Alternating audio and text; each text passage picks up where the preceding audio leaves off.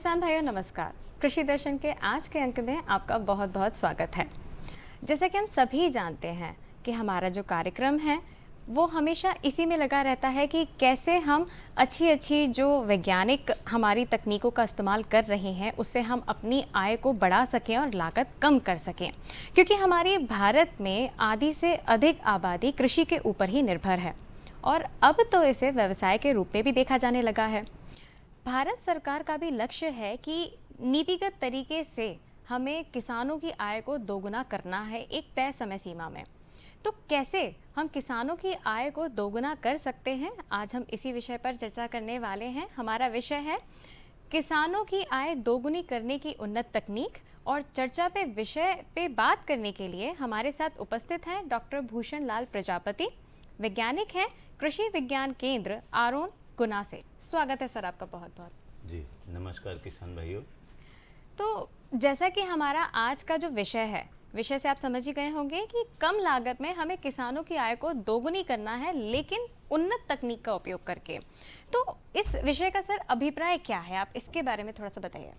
जी उन्नत तकनीकी खेती में क्या है कि बहुत सारी नई नई चीज़ें अनुसंधान के माध्यम से किसानों के बीच ले जाने का प्रयास रहता है। हमारा कृषि विज्ञान केंद्र जैसे है तो वो प्रसार केंद्र है, जो भी मतलब नई तकनीकियाँ क्या होता है मैडम इसमें कि समस्याएं जो आती हैं किसानों के बीच में जी तो उनके निराकरण के लिए निरंतर शोध चलते रहते हैं। बिल्कुल। और वो शोध के माध्यम से जो उसके परिणाम आते हैं तो किस तरह से कितना बीज डालना है किसी भी फसल का, कौन कौन सी किस्में उसमें लेनी है जो जिसका अधिक उत्पादन हो, जिसका न्यूट्रिशन लेवल अच्छा हो, बुवाई के लिए किस तरह के यंत्रों का प्रयोग करना है, कौन सी फसल में किस तरह के यंत्र का प्रयोग किया जा सकता है। जैसे अभी इस बार ज़्यादा बारिश हुई हमारे प्रदेश में और समय से पहले भी हो गई, समय से पहले भी हो गई।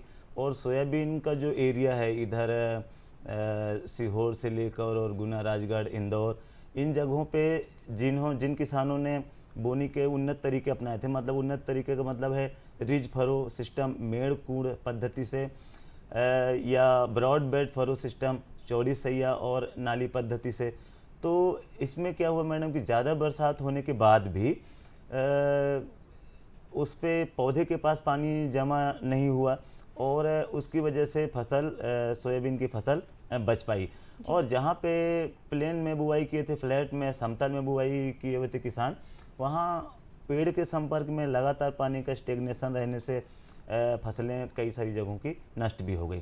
तो उन्नत तकनीकी क्या है मैडम, इस तरह से नई नई चीज़ें आती रहती हैं खेती बाड़ी के संबंध में। वैज्ञानिक लगातार शोध करते रहते हैं सभी क्षेत्रों में।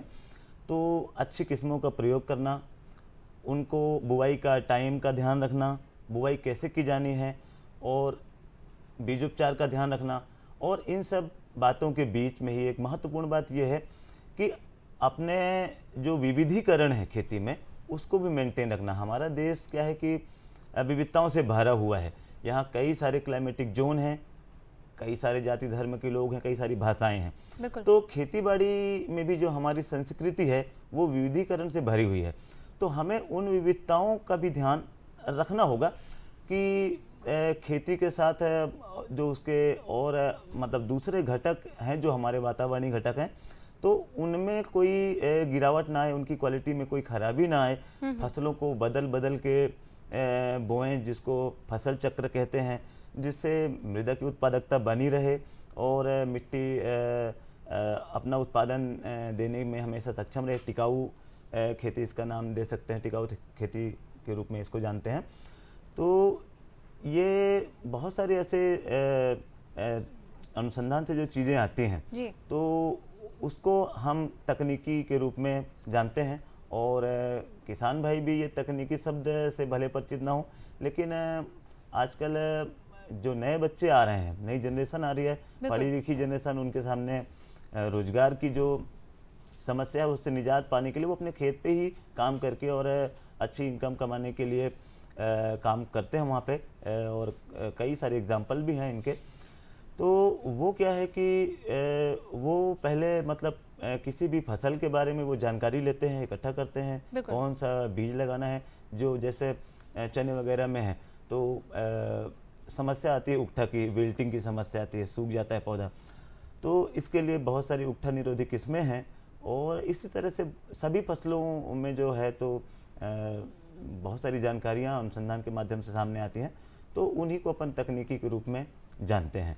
और इनकम जहाँ तक बढ़ाने की बात है तो उसके लिए एक अच्छी तकनीकी का प्रयोग करना जिसमें लागत भी कम हो और हमारे मतलब जो बीज दर वगैरह है वो सब नियंत्रित रहे और अच्छा उत्पादन आए उसका, तो इसके अच्छा लिए सर, चीज़ें यहाँ बहुत से आवश्यक एक है। ये सवाल उठ जाता है, जैसा जी। अभी आपने बोला ही है कि बीज का सही चुनाव करना है, जी। तो ये बात बिल्कुल सही है कि जब हमें आय को बढ़ाना है तो हमें इस बात पे भी ध्यान देना होगा कि लागत कम करना है। जी परंपरागत जो अभी तक हम कृषि करते आ रहे हैं उससे हमें जी। ऊपर उठना है और जी, नई नई जी। तकनीक का इस्तेमाल करना है, जी। तो क्या इसमें फसलों का सही चुनाव करना या मिट्टी जी। परीक्षण करना, क्या जी। ये भी बहुत महत्वपूर्ण हो जाता है?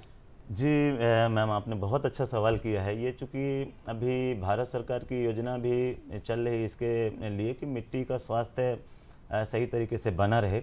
इसके लिए मृदा स्वास्थ्य कार्ड बनाए जा रहे हैं सभी मिट्टी का परीक्षण करके। जी। और जैसे अपना हेल्थ कार्ड रहता है, टीकाकरण कार्ड रहता है, इसी तरह से सोइल हेल्थ कार्ड बना के और किसानों को दिया जा रहा है। तो उसमें क्या रहता है मैडम, सारी चीज़ें मेंशन रहती है कि आपकी ज़मीन में कितनी मात्रा में नाइट्रोजन है, कितना पोटाश है, कितना फास्फोरस है। और उसके अलावा उसमें ये भी जानकारी रहती है कि अब जो है आपके खेत में जो स्टेटस लेवल है आपके मिट्टी का, तो उसके अगेंस्ट में आपको कितना खाद डालना है, कौन सी बिल्कुल। फसल में, अलग अलग फसल वाइज उसमें मेंशन रहता है। तो ये बहुत महत्वपूर्ण है। एक असल में क्या है कि हम बिना मिट्टी परीक्षण किए ही और उसमें किसी भी तत्व को डाल रहे हैं, किसी को ज़्यादा डाल रहे हैं, किसी को कम डाल रहे हैं, तो और हमें मतलब अंदाजे से ही वैसा डालते जा रहे हैं, तो वो ठीक नहीं है। जैसे ये ठीक इसी तरह है मैम, जैसे एक डॉक्टर आपका स्वास्थ्य का पैथोलॉजिकल टेस्ट निरीक्षण करवाता किए, है, बिल्कुल। पैथोलॉजिकल टेस्ट करवाता है जी। कि एक्चुअली दिक्कत कहाँ पे है, और टेस्ट जब आता है तो उसके हिसाब से डायग्नोस करने में मदद मिलती है बिल्कुल, उसको। बिल्कुल। तो क्या है कि ये एक डायग्नोस करने का तरीका है कि सोइल हेल्थ कार्ड मिला तो हमें ये पता चल गया कि कौन कौन से तत्व हैं, कौन से नहीं हैं। तो इससे हम तत्वों की उचित मात्रा अपने फसल के अनुरूप डाल सकते हैं।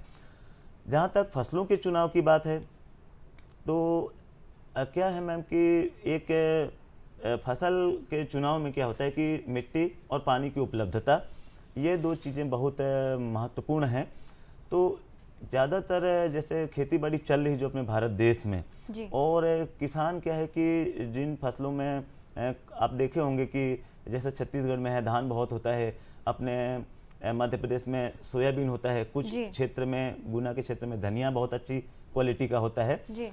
तो ये फसल का जो सिलेक्शन है तो वो किसान जो बहुत समय से करते आ रहे हैं खेती, वो अनुभव भी उनको पर्याप्त रहता है। और जहाँ पे जो फसल ज़्यादा मात्रा में उगाई जा रही है तो मतलब ये है कि किसान वो फसलें वहाँ के लिए सूटेबल हैं।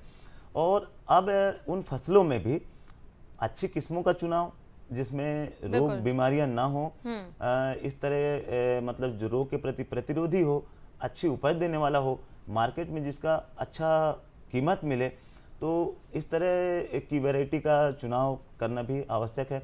और फसलों के चुनाव में कुछ किसान भाइयों को ज़रूर विविधीकरण लाना चाहिए। एक ही फसल को अपन अगर बो देते हैं एक खेत में मैडम, और वो फसल क्या है कि अगर उस फसल में कोई क्लाइमेटिक हैजार्ड की वजह से वो फसल खराब हुई तो हमारा पूरा का पूरा नुकसान हो जाता है। और अगर हम डाइवर्सिफिकेशन अपनाते हैं, विविधीकरण अपनाते हैं, 2-3-4 फसलें लगाते हैं, 2-3 वैरायटी लगाते हैं, कोई लंबी अवधि की है, कोई कम अवधि की है, या कोई मसाला वाली फसल है, या कोई सब्जी वाली फसल है, तो इस तरह लगाने से क्या होता है कि हमारे जो घर की आवश्यकता है वो भी पूरी होती है कि भाई हमें सब्जी फल बाज़ार से नहीं खरीदने पड़ते हैं, थोड़ा बागवानी फसलें अपने लगाए हुए हैं। तो ये क्या होता है, इससे अपना खर्च जो है वो थोड़ा कम होता है। हो जाता है। और अगर नुकसान कोई वातावरणीय कारण से कोई नुकसान हुआ, अतिवृष्टि हुई, ओलावृष्टि हुई या कुछ ऐसा हुआ, तो एक फसल को अगर नुकसान हो भी गया तो दूसरी तो और बाकी फसलें बाकी सलामत फसलें रहती हैं, हाँ। सलामत रहती हैं। तो उससे हमारी जो है तो इनकम में एक स्थिरता आती है। बिल्कुल। तो ये बहुत महत्वपूर्ण है कि बाजार के अनुरूप फसल का चयन हो और जिसकी मांग हो, जो अच्छा किस्म का हो, जिससे आपको उसका भविष्य में अच्छा पैसा भी मिले। तो इस तरह की फसलों का चुनाव करना चाहिए किसान भाइयों को प्राकृतिक संसाधनों की उपलब्धता के आधार पर।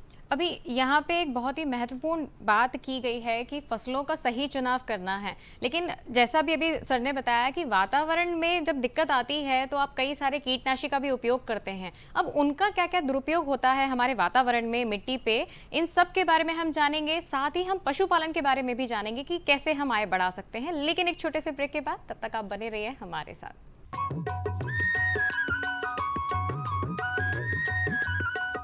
अरे सुन तो। मुझे क्या सुनाना चाहते हो? जो सुनाओ मेरी सौतन को। किसको? अरे वही तुम्हारा मोबाइल फोन जिससे सुबह शाम दिन रात चिपके रहते थे और कहते थे किसान कॉल सेंटर से बातें हो रही हैं। अच्छा ये बात है। हाँ, क्यों? क्या हुआ? अब बात नहीं होती क्या? अब तो झट से बात हो जाती है। संबंधी समस्याओं का अपनी भाषा में तुरंत हल पाने के लिए पूरे भारत में किसी भी फोन से हेल्पलाइन नंबर पर संपर्क करें। किसानों का दोस्त किसान कॉल सेंटर।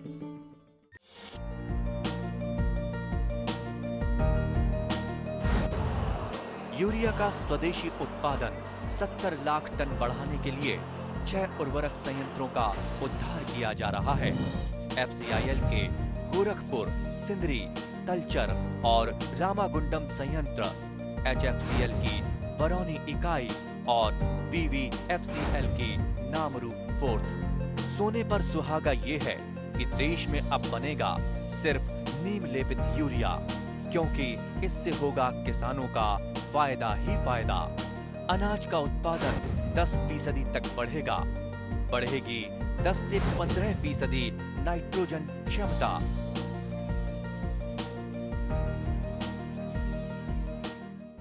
एक बार फिर से आपका बहुत बहुत स्वागत है ब्रेक के बाद हमारे कार्यक्रम कृषि दर्शन में। और ब्रेक से पहले हम बात कर रहे थे कि कैसे हम किसानों की आय को दोगुना कर सकते हैं उन्नत तकनीक के माध्यम से, क्योंकि हम बात यहाँ पे कर रहे हैं। तो उन्नत तकनीक की बात में हमने मिट्टी परीक्षण की बात की और साथ ही वातावरण के अनुरूप कैसे आपको फसल का चयन करना है। कैसे सर ने बताया कि हम अगर कई सारी फसलों का उपयोग करते हैं तो इससे भी आपकी आय बन सकती है या बढ़ भी सकती है, दोनों ही बातें हैं। लेकिन सर एक ये सबसे महत्वपूर्ण सवाल उठ जाता है कि अगर आय बढ़ानी है तो सबसे महत्वपूर्ण है लागत को कम करना, लागत को घटाना। तो ऐसे कौन से कृषि तकनीक हम कह सकते हैं जिनसे हमारे किसानों की आय बढ़ सकती है? जी देखिए, इसके लिए बहुत सारे चीज़ें सुझाई गई है। क्या है कि हरित क्रांति के बाद 1965 के बाद खेती के उत्पादन में लगातार वृद्धि हो रही है। और किसान भाई, जैसे कि आपने पहले पूछा था कि फसल का चुनाव, तो क्या होता है कि जो फसलें ज़्यादा इनकम देने लगती हैं, किसान भाई बिल्कुल उसी की तरफ चले जाते हैं और एक वातावरण ऐसा बन जाता है कि दूसरी फसलों को हम भूल जाते हैं। फसल चक्र जो सस्य वैज्ञानिक सिद्धांत है, फसल उत्पादन का जो सिद्धांत है, उसके अनुरूप न रह के हम मोनोक्रॉपिंग में पहुंच जाते हैं, एक ही फसल लगातार लगाने लगते हैं। तो उसमें क्या है कि रिस्क बढ़ जाता है और फसल, जैसा हमने कहा कि बहुत सारी फसलें जो विविधता अगर हो तो उसमें उससे भी हमारे आमदनी में बढ़ोतरी होती है। इसके अलावा पशुपालन है और मुर्गी पालन है, कई सारे कृषि से जुड़े हुए व्यवसाय हैं, वैल्यू एडिशन है। उसमें जैसे कोई आप धनिया उगा रहे हैं और उसका आप मार्केट में बेच रहे हैं 6,000 रुपये 8,000 रुपये कुंटल। अगर उसी का आप मसाला बना के और मार्केट में सेल करें तो 120-140 रुपये तक आप उसका मतलब किलो के हिसाब से उसका पैसा आप प्राप्त कर सकते हैं। तो वैल्यू एडिशन भी एक महत्वपूर्ण प्रक्रिया है जिसके माध्यम से आप उत्पादन बढ़ा सकते हैं। आपको किसान भाइयों को चाहिए कि खेती के साथ जो जुड़े हुए व्यवसाय हैं, खेती, बाड़ी और पशुपालन, ये 3 मुख्य घटक हैं खेती के, जो हमारी भारतीय खेती की पद्धति की रीढ़ है एक तरह से। खेती, बाड़ी और पशुपालन, तो इन 3 चीज़ों को किसान को निश्चित तौर पे तीनों को साथ में लेके चलना चाहिए क्योंकि ये तीनों एक दूसरे की आवश्यकताओं की पूर्ति करते हैं। जैसे फसल उत्पादन किया हमने, हमारा जो भूसा हुआ वो हमारे पशुओं के लिए इस्तेमाल होगा, पशुओं से प्राप्त गोबर गौमूत्र हमारे खेत के लिए इस्तेमाल होगा। तो इससे क्या है कि जो किसान अनावश्यक बाजार से खाद खरीदने में जो पैसा वेस्ट करते हैं, गंवाते हैं, जो लागत लगती है उनको, तो वो कम किया जा सकता है। भाई पशुपालन के साथ में हमें गौमूत्र मिलता है और गोबर मिलता है, तो उस गोबर को हम अच्छी तरह सड़ा के वर्मी कंपोस्ट बना के अपने खेत में डाल सकते हैं। ज़्यादा वर्मी कंपोस्ट बना लिया तो उसे हम बेच भी सकते हैं, वो मतलब मिट्टी की गुणवत्ता में सुधार आएगा उससे। और मिट्टी को मतलब जो प्राकृतिक संसाधन है वो थोड़ा सा संरक्षित करने में मदद मिलती है। अगर हम उसमें जैविक खाद का खेत में प्रयोग करते हैं तो मिट्टी पानी पकड़ के ज़्यादा देर तक रखने की क्षमता बढ़ जाती है उसकी। जैसे अपन 4 सिंचाई जहाँ पे दे रहे हैं, वहाँ अगर अच्छी गोबर की खाद डली हो तो 3 सिंचाई में भी वो काम हो सकता है। और उनके जो उर्वरा शक्ति है, सोइल हेल्थ की जो बात की थी मैंने पहले थोड़ा सा, तो क्या है कि इनको गोबर खाद और जैविक जो जीवांश है, भूसा वगैरह है, कचरा है, इनको सड़ा के और खेत में डालने से क्या होता है कि बहुत सारे सूक्ष्म तत्व जो हम उसको खाद के रूप में इस्तेमाल नहीं कर सकते हैं, 3-4 तत्व ही हैं जो हम खाद के रूप में, फर्टिलाइजर के रूप में डालते हैं। नाइट्रोजन, पोटास, फास्फोरस, आजकल सल्फर भी डालने लगे हैं, जिंक भी डालते हैं किसान। लेकिन इसके अलावा जो और भी तत्व हैं तो वो भी पौधा मिट्टी से निकालता है अपना जीवन चक्र पूरा करने के लिए। तो इसके लिए ये बहुत महत्वपूर्ण तथ्य है कि आप गोबर की खाद उसमें डालें, तो इससे आपका लागत थोड़ा सा घटेगी और लाभ बढ़ेगा। लाभ उसकी क्वालिटी में सुधार होने से भी आपको कीमत अच्छी मिलती फसल की, तो इससे भी आपका जो लाभ है वो थोड़ा सा बढ़ जाता है। और अच्छा सर, यहाँ पे आपने 2 बातों के बारे में बताया। एक पहला आपने बताया कि हमें जैविक खाद का उपयोग करना है और दूसरा आपने पशुपालन के बारे में बताया। दोनों के बारे में थोड़ी सी हम बात कर लेते हैं।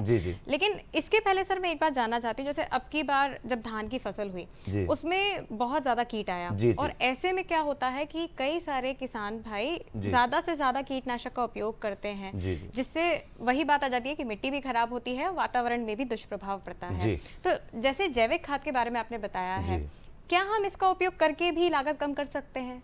जी हाँ, जैसे आपने कहा कि ये बहुत बड़ा इशू है आज के टाइम पे, एक हेल्थ इशू है कि भाई क्या है, किसान भाई खुद से ही कई बार दुकानदारों से लेके पेस्टिसाइड और उसका प्रयोग अंधाधुंध तरीके से करते हैं। जितनी आवश्यकता है, जिस समय पे डालना है, तो ये एक बहुत बड़ा इशू है।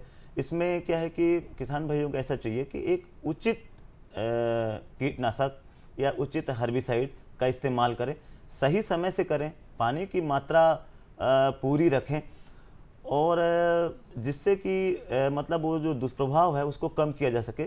और दूसरी बात ये है कि जैसा हमने कहा कि जैविक खाद, जैविक चीज़ों को अपना के भी इनमें सुधार किया जा सकता है।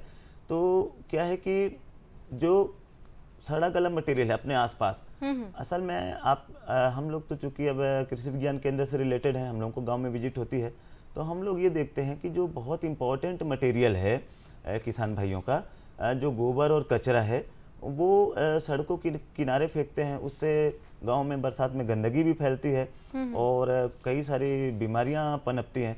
उनको अगर संरक्षित करें, एक जगह व्यवस्थित करके डालें, उससे खाद बनाएं और खेतों तक पहुंचा दें, तो इसमें क्या होगा कि पौधे में जब सारे तत्व उसको अच्छे से मिलेंगे, अपना फसल जब हेल्दी होगी तो उसमें कीट व्याधियां अपने आप ही कम लगेंगी और हमें कीटनाशकों का प्रयोग कम करना पड़ेगा। और दूसरी बात यह है मैडम कि इसमें फसल चक्र अपनाने की ज़रूरत है। जैसे हमने कहा कि एक ही फसल लगाने से लगातार एक ही तरह के कीड़े उसमें लगातार लगते हैं, एक ही तरह की बीमारियां उसमें ज़्यादा पनप जाती हैं। तो आप इसको सस्य वैज्ञानिक पद्धतियों को अपना के फसल चक्र अपनाने से बहुत सारे कीड़े, बीमारियां और खरपतवार अपने आप ही नियंत्रित हो जाते हैं। फिर अगर आवश्यकता हो तो हम रसायनों का प्रयोग कर सकते हैं। रसायनों का प्रयोग संस्तुति के अनुसार करना चाहिए, जिस बीमारी में, जिस कीड़े में जो रसायन आवश्यक है, जितनी मात्रा में आवश्यक है और उसको डालने के लिए कितने पानी की आवश्यकता है और किस समय पे हमें डालना है, इस चीज़ का किसान भाई विशेष ध्यान रखें। तो बिल्कुल जैसे सर, 3 यहाँ बार पे 4 बार मैं आपको थोड़ा सा रोकना चाहूंगी क्योंकि समय का भी अभाव जी, है। जी। तो यहाँ पे इस विषय पे फिलहाल इतना ही, फिर इस विषय पे हम बात करेंगे फिर अगले प्रोग्राम में। लेकिन आप सर यहाँ पे आए, आपने बहुत ही महत्वपूर्ण जानकारियां हमारे किसान जी। भाइयों को दी है, इसके लिए आपका बहुत बहुत धन्यवाद। जी जी लेकिन आपको अभी कहीं नहीं जाना है, आप अभी देखिए खबरें खेती की, बने रहिए हमारे साथ क्योंकि आगे आने वाला है खबरें खेती की। इसी के साथ हमें दीजिए आज्ञा, नमस्कार। नमस्कार किसान भाइयों, खबरें खेती की में आपका स्वागत है। सबसे पहले एक नज़र कृषि से जुड़े आज के मुख्य समाचारों पर।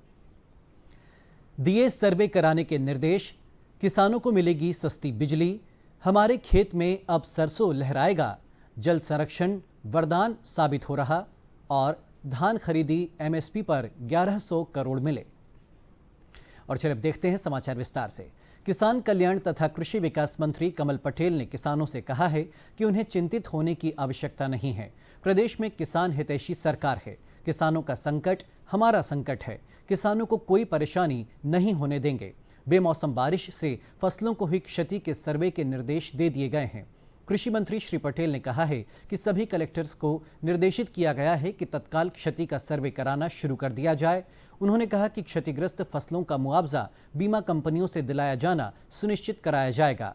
मंत्री श्री पटेल ने कहा है कि बेमौसम बारिश से खेतों में खड़ी फसलों, कटी हुई फसलों और खलिहान में रखी हुई फसलों को हुई क्षति के आकलन के भी निर्देश दिए गए हैं।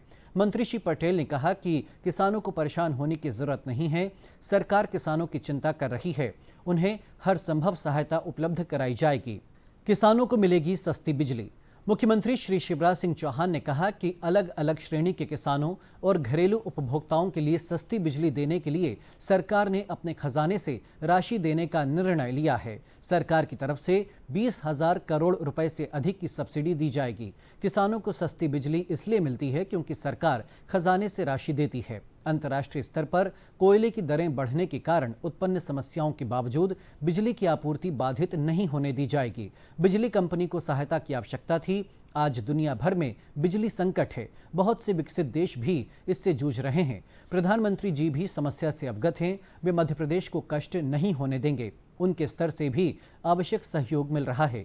घरेलू उपभोक्ताओं को लगभग 4,900 करोड़ की सब्सिडी हम देते हैं, तब कहीं जाकर सस्ती बिजली मिलती है। कुल मिलाकर 20,700 करोड़ रुपए से अधिक की सब्सिडी देने का निर्णय लिया गया है। इससे किसानों और घरेलू उपभोक्ताओं को सस्ती बिजली मिल सकेगी। हमारे भी खेत में अब सरसों लहराएगा। जन कल्याण और सुराज के 20 वर्ष पूर्ण होने पर आयोजित कार्यक्रम में 30 कृषकों को उन्नत हाइब्रिड RH 725 किस्म सरसों का बीज व कल्चर के पैकेट निःशुल्क प्रदान किए गए। लाभान्वित होने वाले हितग्राहियों में से ग्यारसपुर विकासखंड में मुंडरा गणेशपुर के आदिवासी कृषक ओम प्रकाश सिंह का कहना है कि अब हमारे खेत में भी सरसों लहराएगा। पिछले 2 वर्षों से बाजू वालों के खेतों में सरसों की फसल देखकर मेरा मन भी हो रहा था। आज शासन की योजना के तहत हाइब्रिड बीज 2 किलो निःशुल्क सरसों बीज मिला है, जो 1 हेक्टेयर में लगाया जाएगा। हितग्राही ओम प्रकाश का कहना है कि फसलों की अल्टा पल्टी करने से जमीन अच्छी बनी रहती है। पिछले वर्षों में मैंने गेहूं की फसल ली थी और अब इस वर्ष सरसों की फसल लूंगा।